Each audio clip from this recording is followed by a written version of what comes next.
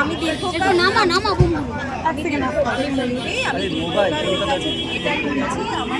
আমার বাবা উনি, আর আমার পাশে রয়েছেন সুব্রত চৌধুরী, সুন্দরম নাট্য সংগঠন যেটাতে ওরা রয়েছেন। আমি আলাদা থিয়েটার করেছি, কিন্তু আমরা এখন এই মুহূর্তে আমরা সবাই ওনাকে শ্রদ্ধা জানাতেই এখানে এসেছি। 3টের সময় রবীন্দ্র সদনে সরকারের পক্ষ থেকে ওনারা একটা ওখানে জমায়েতের ব্যবস্থা করেছেন, সেখানে আপনারা শ্রদ্ধার্ঘ জানাতে পারেন।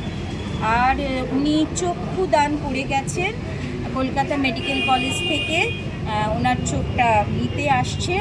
আমাদের ভালো লাগছে যে ওনার চোখে দুজন মানুষ দেখতে পাবেন।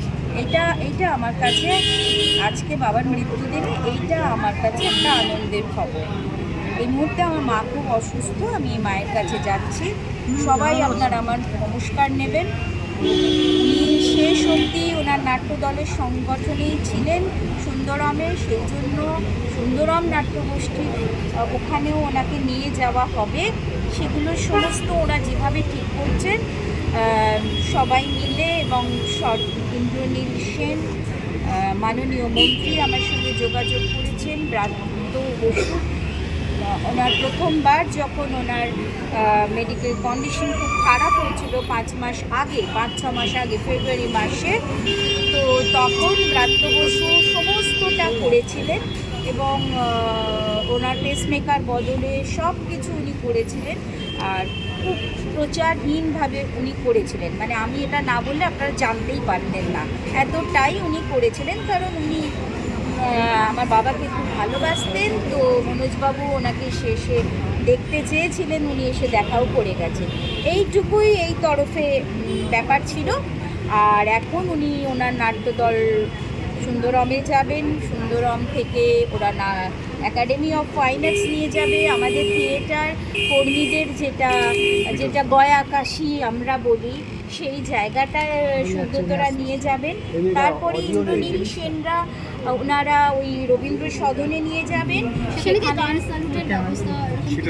আই ডোন্ট নো, তবে আমার বাবার গান স্যালুট না হলেও আমি একটু দুঃখ পাবো না, কারণ উনি খুব সাধারণ মানুষের মতো বেঁচেছেন, সেটাই চেয়েছিলেন।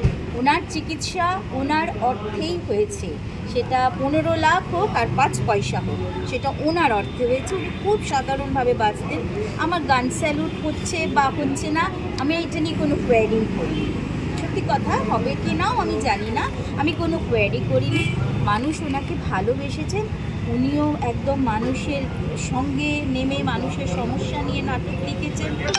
তো মানুষ এসছেন, আপনারাও এসছেন, তো এটাই ওনার কাছে যথেষ্ট। উনি বেঁচে থাকলেও এটাই বলতেন, ও দয়া আমার সেটা মনে হয় এই ব্যাপার।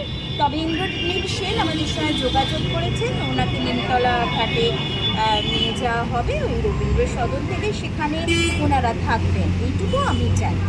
গান স্যালুট হবে কি হবে না আমার কোনো কৌতূহলও নেই, তাতে আমার কিছু দুঃখ সুখ কোনোটাই নেই। Thank you.